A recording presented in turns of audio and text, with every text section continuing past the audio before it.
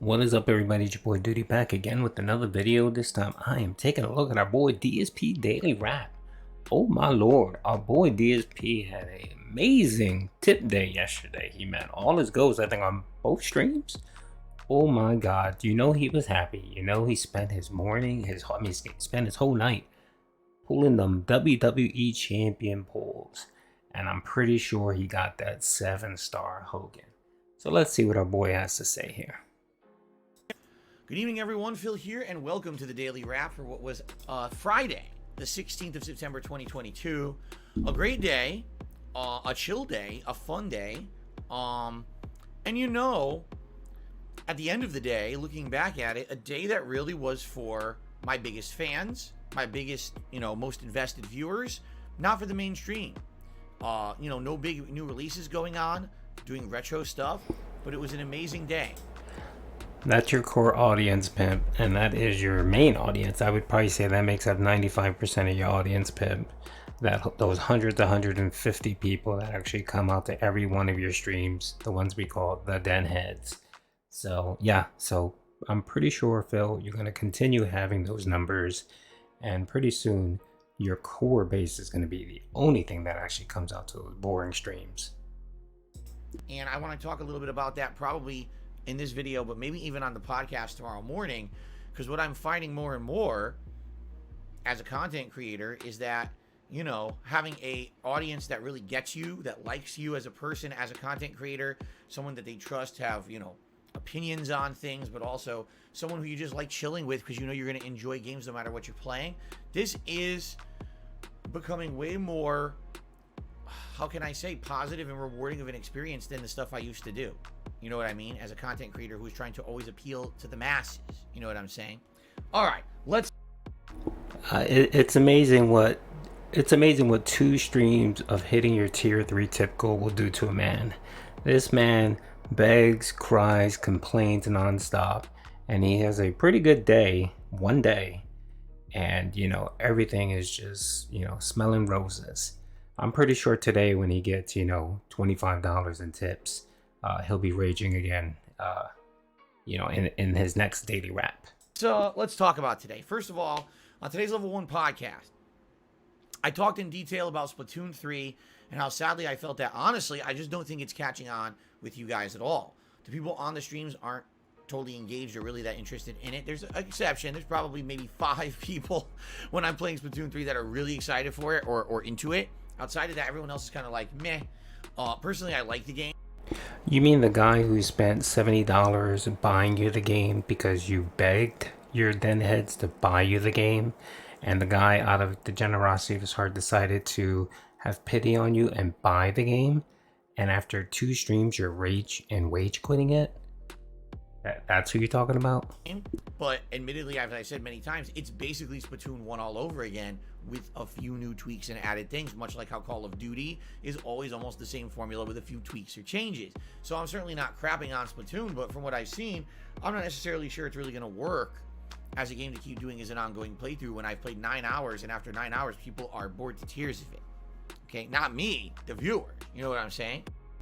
You make the game utterly boring, Phil, and you play terrible. You played the other day, you played rank matches. You played 10 rank matches and lost every single one of them.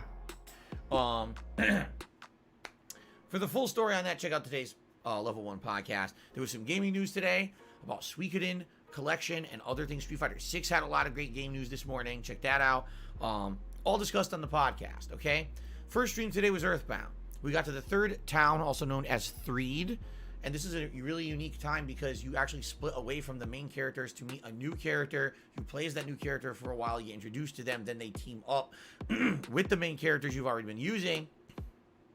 And the game gets a lot more interesting and challenging as well. The combat and some of the fun dungeons and stuff in the game so far. Pretty good. Had a great time. Again, audience absolutely loved it. Engaged the entire time. Talking, having great conversations. Support was great. How many people were on the stream? Between like 180. I think the lowest we had was 150. The most we had the entire time I was playing Earthbound, probably like 250, 260. All right. Okay, one thing I want to point out here is on both of his streams, right? a whale came out. So his first stream, someone gave him $100. His second stream, Jack Rackster gave him $100. So if it wasn't for that money, he would have had a terrible day, and he would have been complaining about support. But every person on the stream's having a great time. The chat is popping. We're talking. We're talking about the game. We're having good interactions and everything. People are enjoying themselves and supporting the stream. And I'm not saying, oh, it was one person with a Hail Mary contribution. It was people saying, we like this. We want this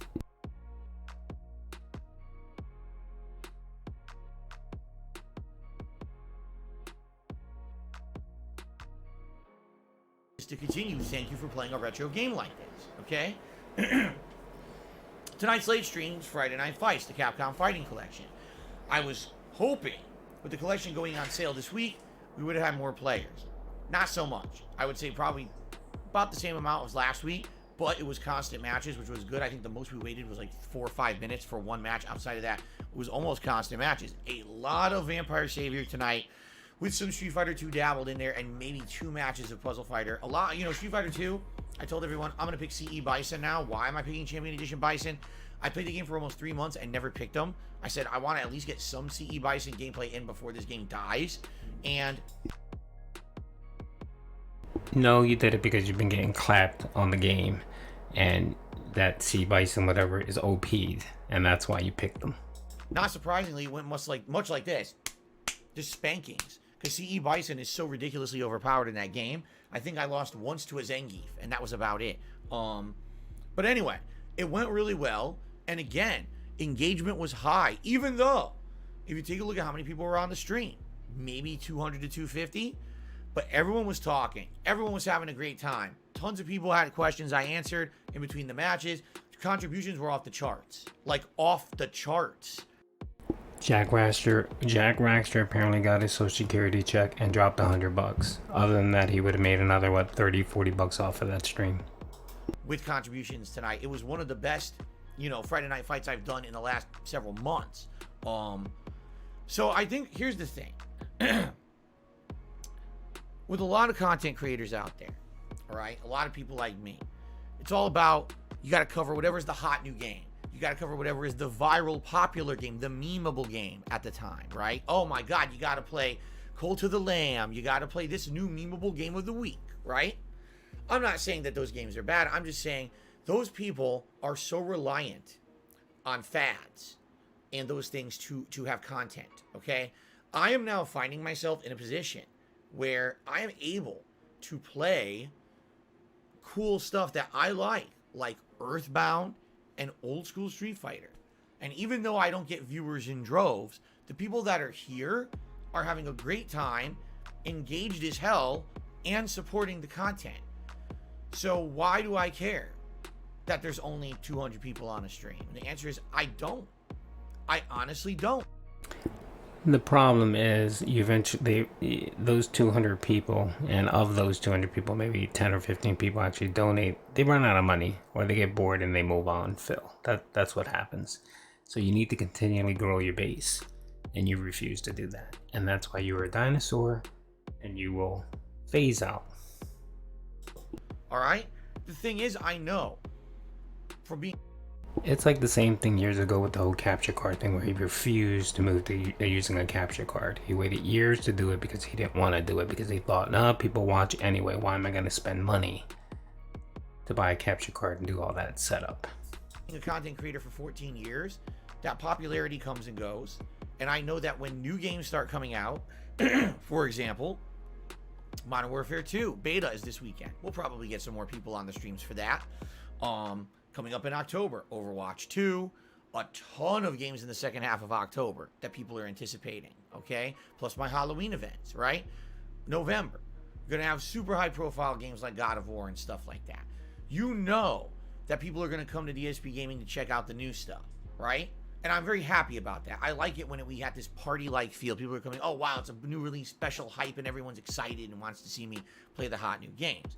But what I'm noticing more and more is because I've been around for so long, and because we now have had this really positive atmosphere on the stream since I came to YouTube full-time last year, that now we can enjoy games that I personally have a connection to.